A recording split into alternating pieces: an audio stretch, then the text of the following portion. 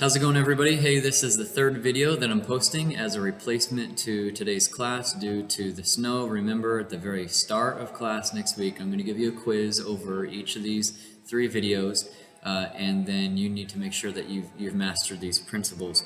With that being said, we're going to close out some principles in Luke's Gospel right here. Next week, we're going to be starting with John's Gospel. We're going to spend time in the book of John for the last 2 weeks of class, which is my favorite out of all the Gospels. Some things that you need to know and be reminded of in Luke's Gospel. Number one, remember Luke was a physician and he wrote like it. He wrote through the eyes of a doctor. He was the only one out of the other Gospel writers who is not an eyewitness, but he went and investigated and interviewed other eyewitnesses in order to give an exact account of his Gospel. Remember Luke 1, verse 1, all the way to verse 4. He's writing to excellent Theophilus so that he would have certainty about the things that have been heard and spoken about Jesus. So he's kind of like a detective, an investigator, and he's going around. And Luke gives us a lot of Jesus' teachings as well. Remember that Luke's audience was primarily the Greek audience. And the Greeks asked the number one question, is there a perfect man? And lo and behold, Luke is seeking to present you and I with that answer. Jesus is the perfect man. And he has compassion like it. He has compassion over the broken and over the lost. Last week, we were speaking about how Luke chapter 4, verses 18 and 19, Jesus goes into the temple, unravels the scroll, reads from the prophet Isaiah. He says, the Spirit of the Lord is upon me. I've come and I've been anointed to preach and to proclaim salvation to the lost, to heal blind eyes. He's come to preach the good news, and he's come to heal people. So Luke gives you these perspectives, and remember, if there were an icon that you could remember, you can memorize and remember for this book, it'd be the face of a man. Okay? With that being said, please turn in your Bible to Luke chapter 14. We're going to be starting in Luke 14, verse 25. I'm reading from the NASB version, that stands for New American Standard Bible, the 1995 version specifically. So if you're on Google and you're typing this in, go to Luke 14, NASB 1995. If you have your own Bible and it's a different translation, that's fine too. But if you want the word-for-word rendering, I'm giving it to you through the NASB.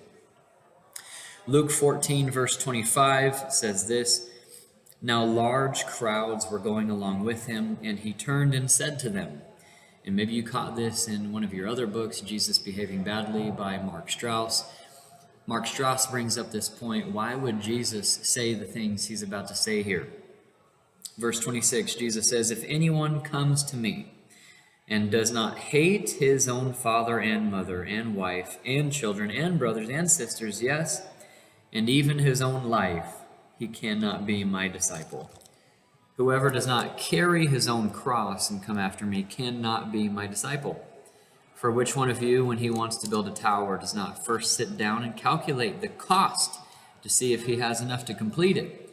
Otherwise, when he has laid a foundation and is not able to finish, all who observe it begin to ridicule him, saying, this man began to build and was not able to finish. Or what king, when he sets out to meet another king in battle, will not first sit down and consider whether he is strong enough with 10,000 men to encounter the one coming against him with 20,000 men? Or else, while the other is still far away, he sends a delegation and asks for terms of peace. So then, none of you can be my disciple who does not give up all his own possessions. Therefore, salt is good, but if even salt has become tasteless, with what will it be seasoned? It is useless, either for the soil or for the manure pile. It is thrown out. He who has ears to hear, let him hear. Jesus is calling people to follow him with the most extreme level of following. Whoever does not carry his own cross, verse 27, and come after me cannot be my disciple, my student, my follower. If you're not willing to die to yourself and to die to your selfish desires and motives, then you can't be considered one of his. But he gives this example even more so in verse 26. Beforehand, he says, if anyone comes to me and doesn't hate his own father, mother, and other family members, he can't be my disciple. So that definitely requires some explanation. All throughout the Gospels, Jesus is famous for speaking in hyperbole to draw a point. He has spoken elsewhere in numerous places of the moral standard to love God and to love people, right? So Jesus could never, on one hand, be advocating to love people and then randomly in another place without context be telling people to hate others. Here's the idea is Jesus is speaking hyperbolically, and he's saying that in comparison to following him, if you have to love your family members and those you're close to, if you have to follow after their will for your life, their agenda for your life, if you have to follow after them, and following after what they want you to do means not following Christ, then you, hyperbolically, you need to understand that you need to hate them, which the word hate can also mean not prefer. You need to understand that you should not prefer anyone, even your closest loved ones, above your relationship to him. Jesus is saying, if you can't decide on following me, if you can't follow after my agenda and my will for your life above and beyond those that you love the most, then you can't follow me. You can't be my disciple. What he's calling people to is the harsh reality that truly following Jesus means following him at all costs. Let's continue. Luke chapter 15, verse 11. This is the famous story of the prodigal son. Luke chapter 15, verse 11. A man had 2 sons.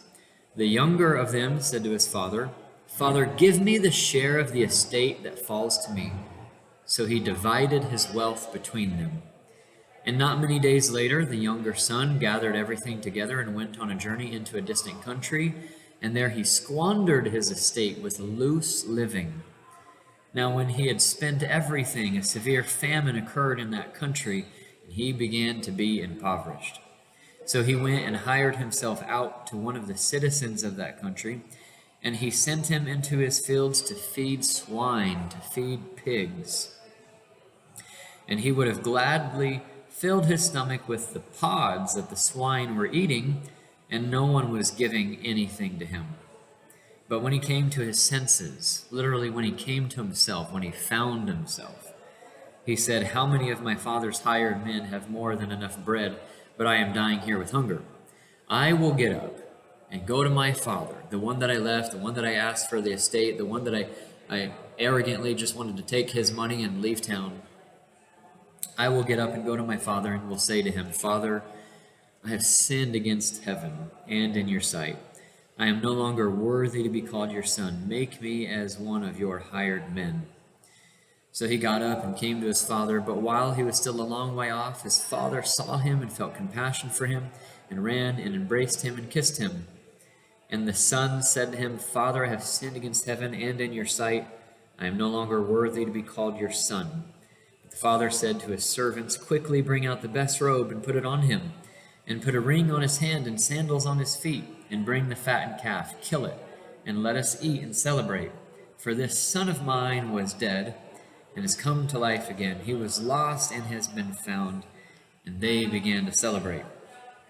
Now his older son was in the field, and when he came and approached the house, he heard music and dancing."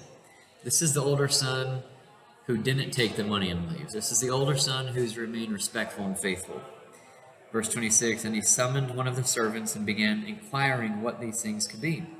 And he said to him, 'Your brother has come, and your father has killed the fattened calf because he has received him back safe and sound.' But he, the older brother, became angry and was not willing to go in, and his father came out and began pleading with him. But he answered and said to his father, 'Look, for so many years I have been serving you, and I have never neglected a command of yours, and yet you have never given me a young goat, so that I might celebrate with my friends.' In other words, where's my feast for all that I've done? But when this son of yours," notice the older brother doesn't call him his younger brother, "but when this son of yours came, who has devoured your wealth with prostitutes," the younger son essentially went to Vegas and got with prostitutes, "you, father, killed the fattened calf for him." And he said to him, "Son, you have always been with me, and all that I have All that is mine is yours. But we had to celebrate and rejoice, for this brother of yours was dead and has begun to live, and was lost and has been found. You know, in the Gospels, Jesus often speaks about seeking and saving the lost, about doing whatever it takes to go after people who don't know his love in order that they may come to know his love regardless of what they've done. The older brother here is represented by the Pharisees, if you remember, the religious elite. They think there's nothing wrong with them. They think they've done all the right religious things and therefore God loves them more. And Jesus is making the point. He's saying, look, I've come to restore people to their senses. I've come to restore people from their brokenness and to call them home. Do you notice in this story, as the son is a long way off, the father gets up and runs to him, kisses him compassionately. It says in verse 20, he got up and came to his father, but while he was still a long way off, his father saw him and felt compassion for him, and his father ran and embraced him and kissed him. In this culture, an older man never runs because it's a sign of humiliation. So in this parable, Jesus is giving you the picture of when a person wants to come home, when a person is done living in their loose living, when a person is done squandering their estate, when a person is done disrespecting their father. The father doesn't just receive you. When he sees you far away off, he runs to you. He absolutely embraces you compassionately, kisses you, he hugs you. The idea is, my son, my daughter, I'm so glad you've decided to come home.